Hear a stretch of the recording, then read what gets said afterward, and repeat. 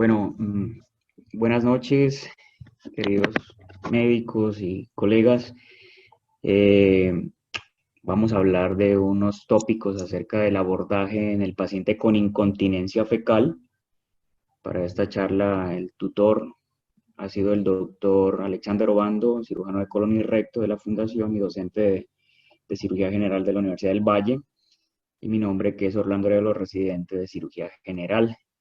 Es importante tener en claro estos tópicos porque el cirujano general es tal vez a la persona a quien le llega referido este paciente y antes de remitirlo con el coloproctólogo es importante que le haga un abordaje inicial y diagnóstico, ¿sí? Cabe resaltar de tener muy claro que esta enfermedad es una enfermedad con una alta carga emocional que genera sentimientos de minusvalía, desesperanza, aislamiento social en las personas que lo padecen por temor a presentar una descarga involuntaria de materia fecal o deposiciones.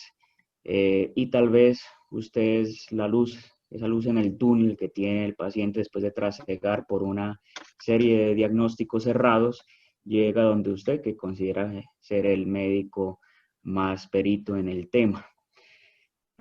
Algo de anatomía para recordar. Entonces, el esfínter anal, tenemos que tiene un músculo liso que conforma el esfínter anal interno, ¿sí? Ese engrosamiento de la musculatura del recto va a tener una inervación por el sistema nervioso autónomo, que es involuntaria, y el esfínter anal externo, que está conformado por músculo estriado, que tiene una inervación somática, o sea que actúa bajo influjos de la conciencia, ¿sí? O sea que este es consciente.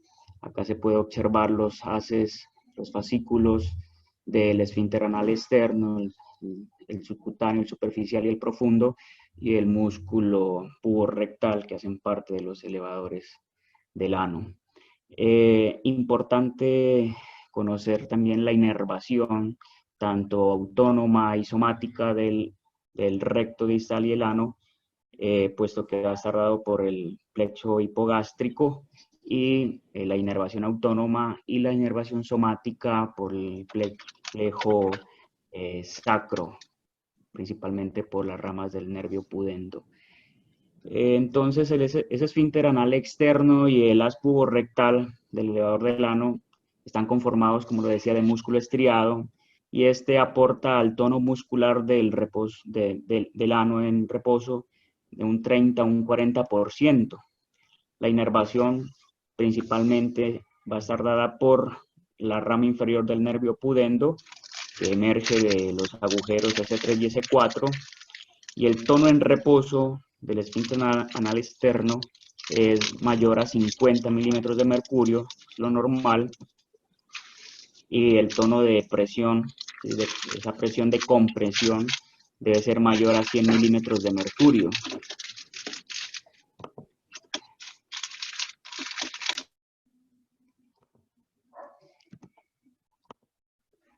En cuanto al esfínter anal interno, está conformado, como lo describía, por músculo liso, y este aporta del 50 al 55% al tono en reposo del ano, y la inervación principalmente por el sistema nervioso autónomo, ¿sí?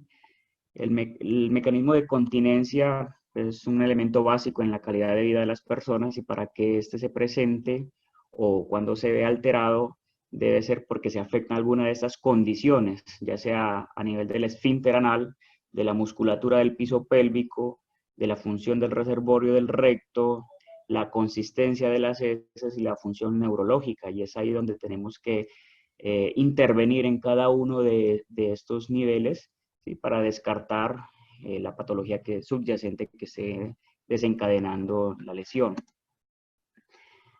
Como definición operativa de la incontinencia fecal, es aquel paciente que nos comenta el paso incontrolado involuntario de las heces o gases a través del ano.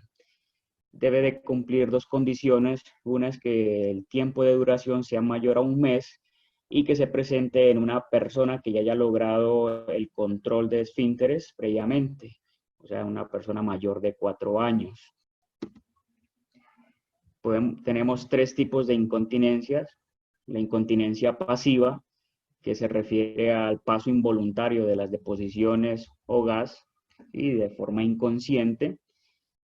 La urge-incontinencia, que se considera el paso de materia fecal, a pesar del esfuerzo activo del paciente por retener, no es capaz de contener las deposiciones y genera ahí la incontinencia. Y el soiling anal o ese manchado en la ropa interior, ¿sí? Pequeñas cantidades que se presentan seguido de una evacuación de consistencia normal. En cuanto a la prevalencia, es difícil evaluar de manera confiable, puesto que los pacientes primero no consultan tempranamente. El paciente jóvenes o adultos mayores consultan en aproximadamente 8 a 12 meses de estar presentando los síntomas y se ha encontrado la prevalencia mayor en personas institucionalizadas porque se encuentran a cargo de una enfermera que está muy pendiente de ellos y ante ver los signos o los síntomas del paciente, consulta. Por eso la prevalencia en ellos es del 30 al 40%, 45%. También se ve aumentada con la edad, ¿sí? En personas menores del 0.5 a 1% y en mayores de 65 años hasta el 8%. En los pacientes ambulatorios generales es aproximadamente en el 6% y es más frecuente en las mujeres. Ya vamos a ver por qué. Los antecedentes obstétricos tienen que ver en gran parte. En la consulta uroginecológica presente en el 16%.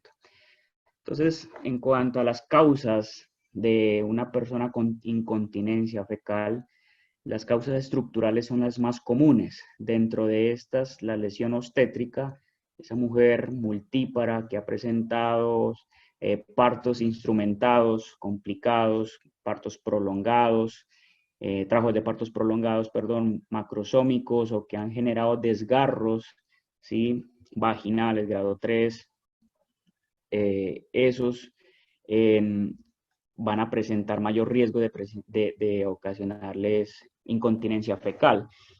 Sin embargo, a pesar de que clínicamente pueden presentar un desgarro, solo el 10% de esas personas van a desarrollar, algunos desarrollan síntomas después de un año, o sea que pueden estar asintomáticos, ¿sí?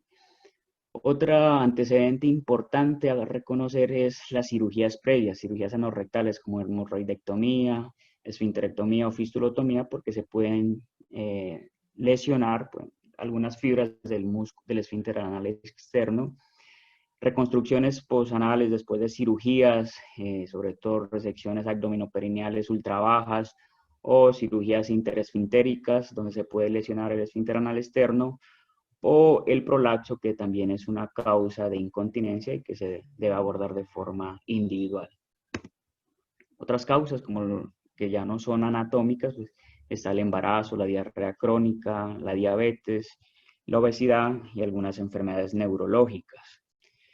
Entonces, el abordaje diagnóstico va a depender de principalmente la historia clínica. En la historia clínica se debe hacer principal énfasis en la anamnesis, indagando acerca del tiempo de evolución, las características de los síntomas, la intensidad con la que se presentan los síntomas, si es una vez a la semana o 2 o 3, eso nos va a indicar la severidad del cuadro. Importante los antecedentes, como lo mencioné, antecedentes quirúrgicos, ¿sí?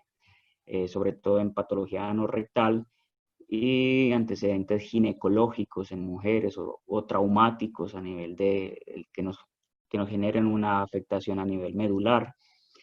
En el examen físico es trascendental desde la inspección determinar estos pacientes pueden presentarse con un ano sucio, patuloso, con fisuras, fístulas, laceraciones, irritación local de la piel por por el contacto prolongado con las deposiciones. El tacto rectal también nos puede ayudar a identificar el tono, la fuerza de compresión, y se puede hacer un examen instrumentado con un anoscopio si es posible. La evaluación de la severidad y el impacto en la calidad de vida se van a utilizar múltiples scores, que ya los vamos a ver, y las pruebas de fisiología anorrectal, que también son importantes para dirigir el diagnóstico. En cuanto a la evaluación de la severidad, existen múltiples scores, ¿sí? En realidad no hay uno que uno pueda decir es el mejor. Sin embargo, este score de Wexner, ¿sí?, es como el más práctico, el más utilizado en la consulta externa, y este toma estas características dependiendo del tipo de incontinencia fecal, si es a gases, si es deposiciones líquidas, sólidas, si utiliza paños o qué tan grave es esos síntomas con respecto al estilo, a la calidad de vida del paciente. Y dependiendo de la frecuencia con la que se presenten, nos va a dar un score. Entonces, paciente que presente una incontinencia completa tendrá un puntaje mucho mayor o igual a 20. Las guías recomiendan que se deben utilizar como parte de la evaluación médica, a pesar de que no tienen una gran correlación, ¿sí? Los estudios muestran que no hay una gran correlación, pero nos sirven para evaluar, ¿sí?, para hacer el seguimiento del paciente, para determinar cómo hemos impactado con las medidas tanto farmacológicas o no quirúrgicas, y también cuando se le ha realizado un procedimiento quirúrgico, para evaluar ese seguimiento y determinar la respuesta al manejo. Entonces, como les decía, difícil la correlación de los parámetros subjetivos y objetivos para la predicción de resultados. Ninguno incluye componentes fisiológicos o parámetros de prueba objetivos, ¿sí?, que puedan reflejar la precisión de la gravedad clínica. La evolución de la incontinencia requiere de una evaluación anatómica y fisiológica, y para esto disponemos de múltiples estudios, múltiples pruebas, desde el ultrasonido anal, la manometría, estudios de inervación, que son un poquito más avanzados y no son de primera línea, sino en pacientes donde ya hemos fallado con otras, que no hemos logrado hacer el diagnóstico con otras pruebas, la colonoscopia y algunas evaluaciones adicionales dependiendo del caso. Ya vamos a ver cada uno de estos. Entonces, la manometría anorrectal hace parte de esas pruebas fisiológicas, y esas son pruebas simples, mínimamente invasivas, que nos pueden guiar hacia dónde vamos con ese paciente, hacia dónde está la alteración, si es anatómica, si o estructural.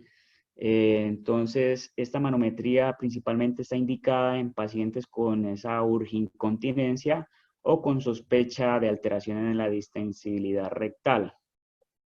El resultado no se correlaciona directamente con la magnitud del problema y no traduce como tal la presencia de un defecto estructural en el esfínter anal. O sea que una manometría anorrectal alterada no necesariamente indica que tiene una alteración estructural. Y es esta. Entonces tiene aquí un transductor, un equipo que va a medir las presiones en el conducto anal y el recto distal, y nos va a indicar en un monitor las presiones con las cuales se encuentran ese conducto anal. En cuanto a esa evaluación, entonces cuando encontramos una presión de reposo disminuida, entonces nos va a indicar que la normalidad se encuentra en el esfínter anal interno, y si la presión de contracción voluntaria se encuentra reducida, el defecto está a nivel del esfínter anal externo. Y lo mismo si encontramos un umbral elevado de la percepción sensorial, o sea que requiere que se infle este balón, que se insufle este balón con más líquido, que se insufle mucho más. Entonces, o sea que el umbral, eso quiere decir que el umbral de percepción sensorial está alterado. Estamos o sospechamos una neuropatía diabética o una malformación anorrectal neurogénica, ¿sí? Otro estudio es el ultrasonido endoanal, y este lo vamos a indicar sobre todo cuando tenemos sospecha de defectos anatómicos, ¿sí? En pacientes ya sea con trauma obstétrico, antecedente quirúrgico o para el seguimiento de la esfinteroplastia después de la cirugía de corrección de esta patología. Se hace con un transductor que tiene un ángulo de 360 grados y aquí se puede observar, nos da a conocer casi que con mucha exactitud, una sensibilidad cercana al 100%, el esfínter anal interno, ¿sí? Esa línea negra, ¿sí? O hipoecoica, el esfínter anal externo, en la diferencia de matices se observa más hiperecogénica, y la grasa perianal. Entonces, sin embargo, la presencia de un defecto en el esfínter no necesariamente se correlaciona con incontinencia. Existen pacientes que son asintomáticos y que pueden tener un defecto en el esfínter anal. En estas gráficas se puede observar la disrupción aquí del esfínter anal externo.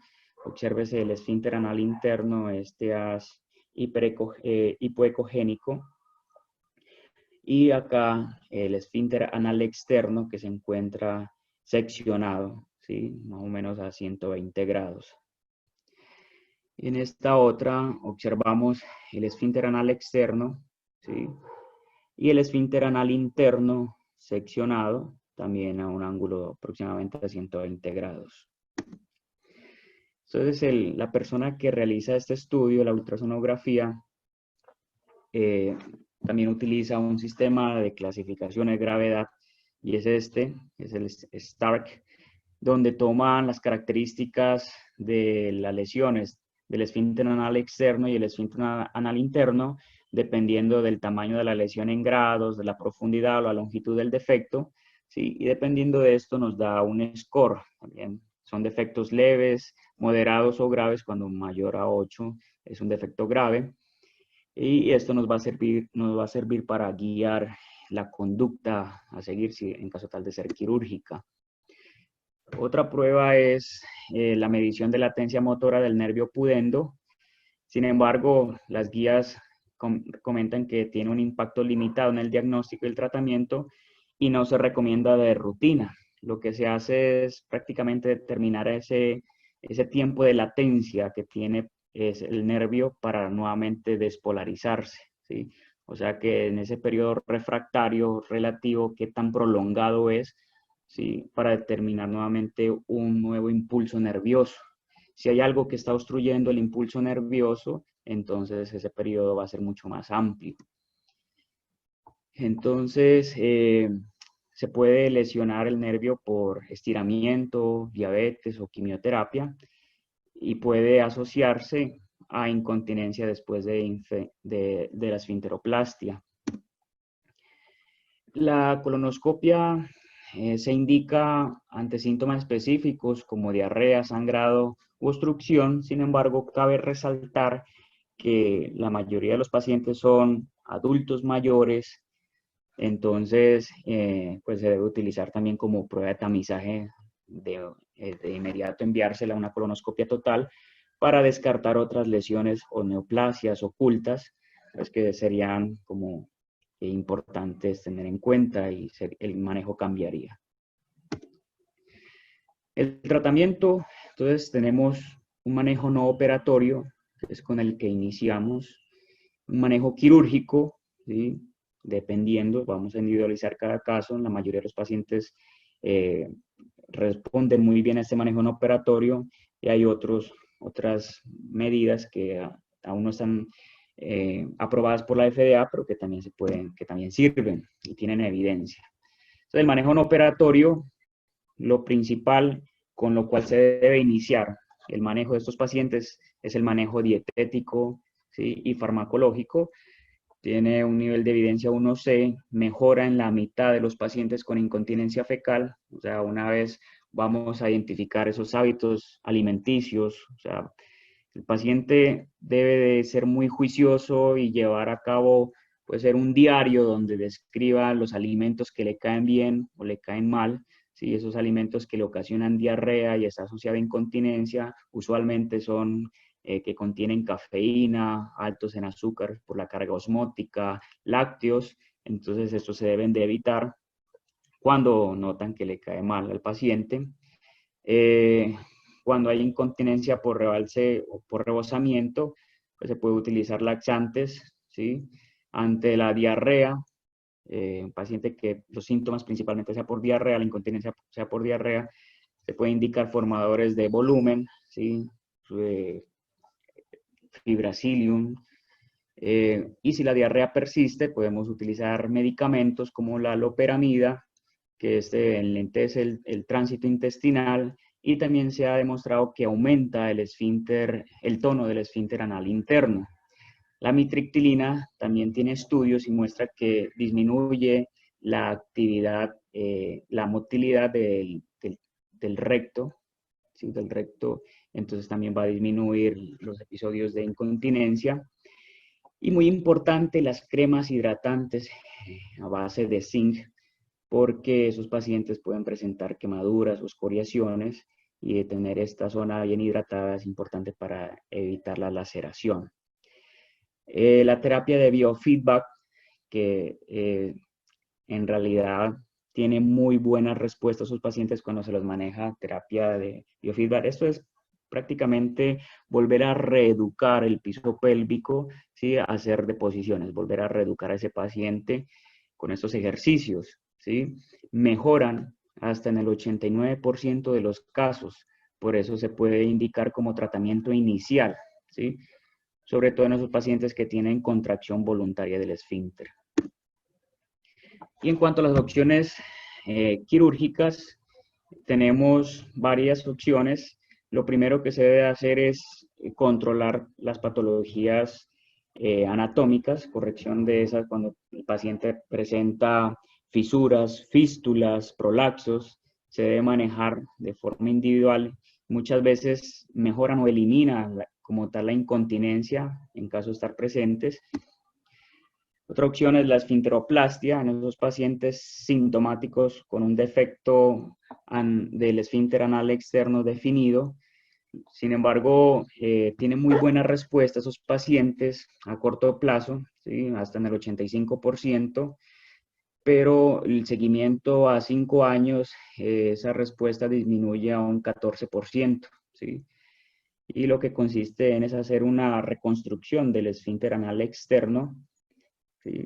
Tratando de llevar nuevamente esos dos cabos que han estado lesionados, los dos cabos que se habían seccionado por el traumatismo obstétrico quirúrgico, y repararlos, ¿sí? Hacer una rafia de esos dos músculos. La inyección con agentes de relleno también tiene buena evidencia, sobre todo en pacientes con incontinencia fecal pasiva.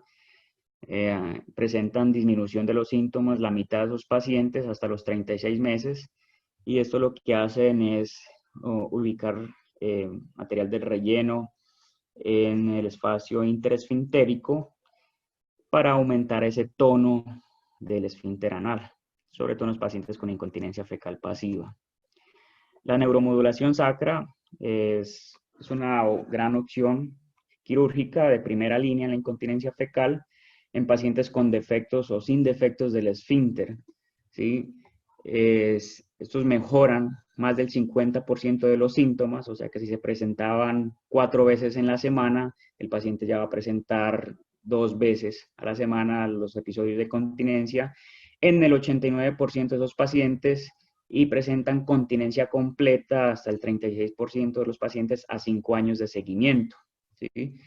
Tiene un éxito mucho más marcado cuando el defecto del esfínter anal externo se encuentra a menos de 120 grados. ¿En qué consiste? En que se va a hacer una punción, ¿sí? Ecodirigida a nivel del tercer orificio de conjugación del sacro, donde se va a identificar o tratar de llegar a la raíz del nervio pudendo, las ramas posteriores del nervio pudendo.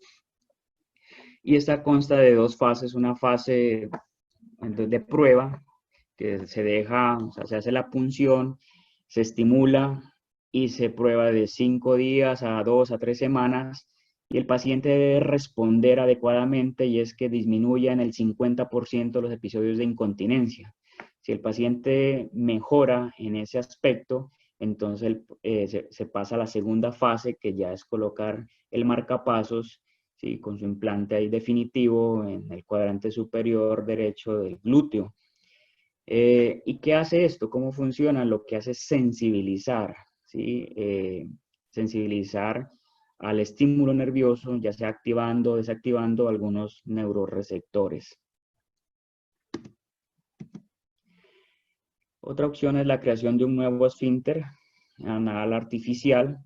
Es eficaz sobre todo en la incontinencia fecal grave. El 59% son funcionales a 5 años, sin embargo, las complicaciones son problemas técnicos, la migración del dispositivo, la obstrucción. ¿En qué consiste? En que se va a rodear, ¿sí? Este esfínter va a rodear el esfínter como tal del ano. Contiene un reservorio, ¿sí? Una perilla en la cual usted o el paciente insufla, ¿sí? Y entonces el esfínter se va a insuflar, se va a inflar de líquido y va a aumentar el tono del canal anal. De esta manera va a evitar la incontinencia, y cuando el paciente ya presenta sensación o deseo de defecar, disminuye la presión acá de la bomba, ¿sí? El agua que estaba en el esfínter retorna al reservorio y el paciente va a poder hacer su defecación. O la última opción ya es la creación de un estoma, que es la colostomía, es una opción quirúrgica en estos pacientes cuando han fracasado o simplemente cuando comenta que no tiene deseo de continuar con otras terapias. Entonces, la neuromodulación sacra y el esfínter anal se pueden considerar puede estar reservado ante el fracaso de otros tratamientos, cuando existe destrucción extensa de ese esfínter anal externo mayor a 180 grados. También responden con menor efectividad que cuando es menor de 180, ante malformaciones congénitas, incontinencia neurogénica o lesión de la médula. Estos tratamientos no están aprobados por la FDA, sin embargo, tienen evidencia, especialmente la electroestimulación del nervio tibial posterior, y lo que hacen es estimular estas raíces, y este nervio va a llevar información a nivel de las raíz sacras S2, S3 y S4, con lo cual también va a estimular y lleva a hacer sinergismo con la inervación del canal anal. Y lo otro es la creación, bueno, este es el esfínter, la estimulación del nervio tibial posterior. Y lo otro es el esfínter magnético, ¿sí? Que este dispositivo está conformado por unos imanes, ¿sí? Unas piedras de titanio que generan un magnetismo entre ellos, aumentan el tono del canal anal, y cuando el paciente presenta su deposición o el acto defecatorio, estas piedras van a perder su magnetismo, permitiendo el paso del contenido fecal, y una vez pasa nuevamente va a recuperar su tono. Este es un algoritmo que encontré. Entonces, el paciente con incontinencia fecal parte de una historia clínica completa y un examen físico. Si el paciente presenta diarrea más incontinencia, se va a hacer estudios y manejo para la diarrea. O sea, estábamos en una colonoscopia y vamos a identificar, y si no mejora con esas medidas iniciales, el paso a seguir es una endosonografía anal. Ante el antecedente quirúrgico u obstétrico, la endosonografía anal, ¿sí? Sin embargo, antes de pasar a la endosonografía anal, se puede iniciar terapias de piso pélvico o la estimulación del nervio tibial posterior. Cuando tenemos urge incontinencia, la manometría y la colonoscopia. Y ante el prolapso rectal, pues el manejo para el prolapso rectal como tal. Esta endosonografía nos puede definir si está normal, entonces debe continuar con terapia de piso pélvico. Cuando tenemos lesiones, defectos en ambos esfínteres o de esfínter externo, la cirugía es una gran opción. Y cuando tenemos el defecto a nivel del esfínter interno, además de las terapias de piso pélvico y la neuroestimulación del nervio tibial posterior, las sustancias de relleno estarían indicadas. La neuromodulación sacra en cualquiera de estas afectaciones está indicada y puede ser como terapia de primera línea.